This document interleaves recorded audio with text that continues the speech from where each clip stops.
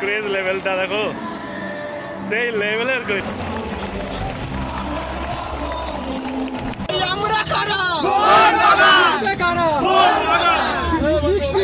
Hello everyone, welcome to another new blogs.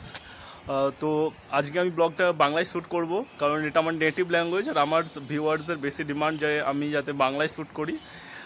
তো আজকে আমরা যাচ্ছি ইন্ডিয়ার একটা মোস্ট পপুলার স্টেডিয়াম, যেটা হচ্ছে সল্টলেক স্টেডিয়াম, যেখানে আজকে আমার সাপোর্টার টিম মোহনবাগান আর মুম্বাই এফসির ম্যাচ আছে সন্ধ্যে 7:30 থেকে। তো আমরা যাব বারাসাত থেকে। তো তোমরা অন্য জায়গা থেকে কীভাবে আসবে, কীভাবে লোকেশান, কীভাবে তোমরা অন্য জায়গা থেকে ট্রেন ধরে আসবে কি বাস ধরে আসবে, তো সব কিছু ইনফরমেশান দেবো। পুরো ব্লগটা দেখতে থাকো। চলো আমরা প্রথমে বারাসাতে যাই, তারপরে তোমাদের সঙ্গে আবার দেখা হবে। চলো।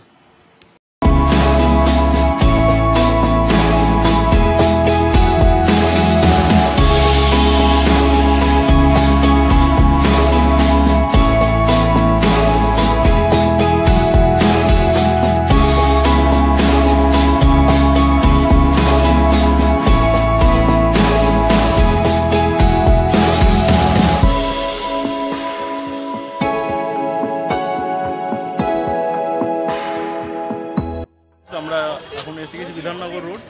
তো বারাসাত থেকে আমাদের বিধাননগর রোড আসছে টোটাল টাইম লাগলো 25 মিনিট টু 30 মিনিটস। তো এখান থেকে আমরা যাব হচ্ছে এখান থেকে অটো ধরতে হবে সল্টলেকের জন্য। তো তোমরা যদি এখানে আসো, তো বারাসাত যদি স্টেশন থেকে আসো, তাহলে তোমরা বিধাননগর রোডে নামতে পারো। বিধাননগর রোডে আমরা এখন 4 নম্বর প্ল্যাটফর্মে আছি। 4 নম্বর প্ল্যাটফর্ম থেকে আমাদের সাবওয়ে থেকে তো নিচে যেতে হবে, যেখানে তোমার 1 নম্বর প্ল্যাটফর্মের দিক দিয়ে তো এটা অটো বা টোটো পেয়ে যাবে। সেখান থেকে তোমরা সল্টলেক স্টেডিয়ামে চলে যাবে।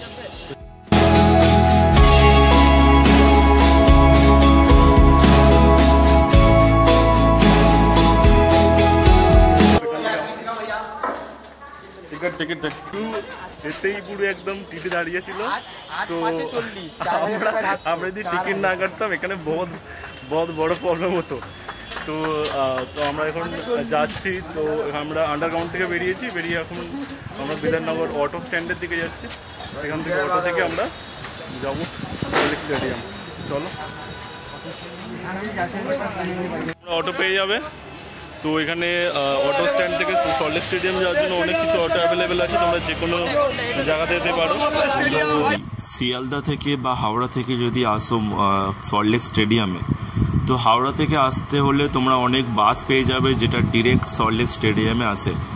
আর তোমরা যদি শিয়ালদা থেকে আসো, তো শিয়ালদা থেকে মেট্রো চলে, যে মেট্রোতে তোমরা প্রথম ফুলবাগান দেন তারপরে সল্টলেক স্টেডিয়াম আসে। তো সল্টলেক স্টেডিয়াম আসার জন্য সেখানে সল্টলেক যে স্টেডিয়াম, ওটাতে আমি সাজেস্ট করব সল্টলেক যে স্টেডিয়াম যে মেট্রো স্টেশন আছে, ওই মেট্রো স্টেশন থেকে কিন্তু সল্টলেক স্টেডিয়াম যেটা মেন মাঠ, ওই মাঠে আসতে গেলে প্রায় 1.5 কিলোমিটার তোমাদের হেঁটে আসতে হবে। কিন্তু যদি তোমরা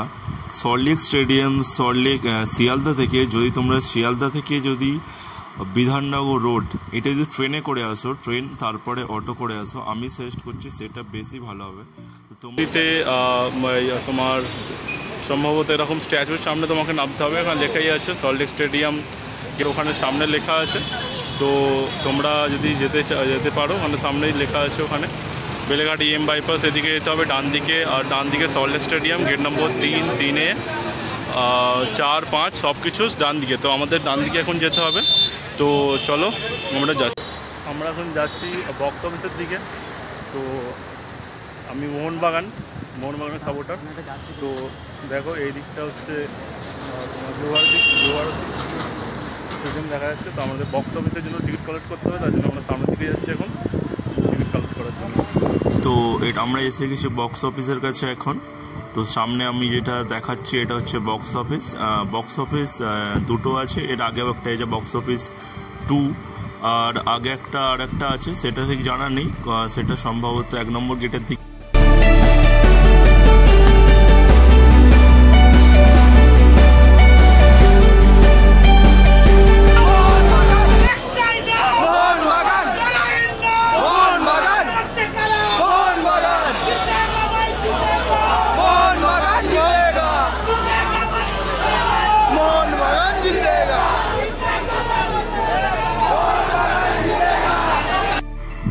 এটা হচ্ছে 3 নম্বর গেট, যেখান দিয়ে আমরা C3-তে এন্ট্রি নেব।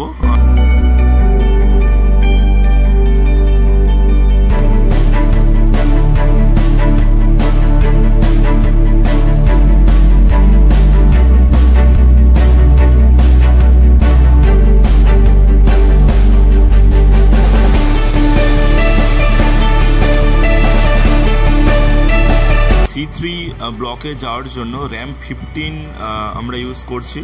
আর C3-তে যদি তোমরা যদি যাও তো র্যাম্প 15 দিয়ে যাবে। এখানে সামনে লেখাই আছে, তোমরা দেখতে পাচ্ছ। তো আমরা এখান দিয়েই যাব C3 ব্লকে।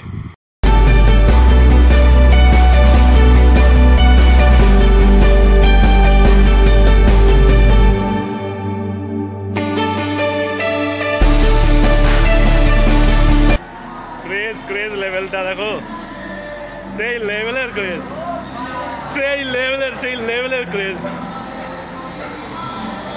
সেই লেভেলের। তখন এক জিনিস দেখাচ্ছিল,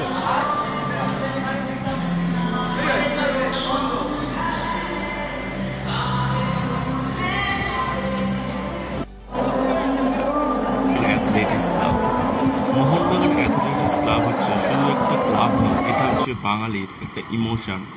এটা হচ্ছে সব থেকে কলকাতার বা ইন্ডিয়ার সব থেকে পুরনো ক্লাব, যে ক্লাবটি বর্তমানে ভারতের অন্যতম শ্রেষ্ঠতম ফুটবল ক্লাব। ভারতীয় ফুটবলের ইতিহাসে শ্রেষ্ঠ ফুটবল ক্লাব হিসেবে এটা পরিণত হয়েছে। এই ক্লাব মোট 5 বার এই দলটি ফুটবলে ভারতীয় সর্বোচ্চ লিগে চ্যাম্পিয়ন হয়েছে এবং মোট 32 বার এই দলটি পশ্চিমবঙ্গের সর্বোচ্চ ক্রিকেট লিগে চ্যাম্পিয়ন হয়েছে। 1889 সালে প্রতিষ্ঠিত এই দল ইতিহাস বা এশিয়ার প্রাচীনতম ফুটবল ক্লাবগুলির মধ্যে একটি। আর এটি 1911 সালে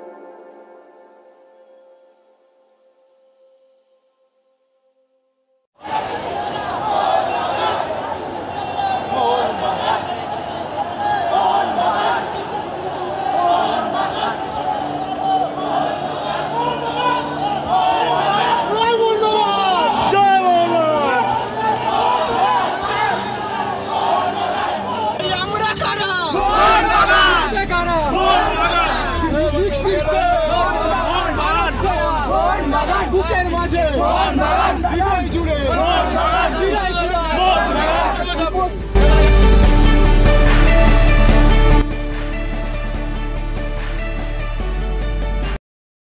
রুমে চলে এসেছি। তো তোমরা সবাই জানো যে মোহনবাগান জিতে গেছে, তো সেই জন্য প্রচুর এক্সাইটেড। অনেকটা রাত হয়ে গেছে, প্রায় 12টা বেজে গেছে, সেই জন্য আর কি ব্লগটাকে অনেকটা তার পরের দিনে আমি এন্ড করছি। তো তোমরা যদি ব্লগটাকে ভালো লাগে তো আমাকে প্লিজ সাপোর্ট করো, লাইক করো, সাবস্ক্রাইব করো, আর একটু বেশি করে একটু শেয়ার করে দাও। আর কি আমি কেমন কন্টেন্ট বানাবো সেইগুলো কীরকম তোমরা যদি কোনো কিছু সাজেস্ট করতে পারো তো আমাকে সাজেস্ট করতে পারো। এটাই আমার কথা। চলো, good night and goodbye all of you.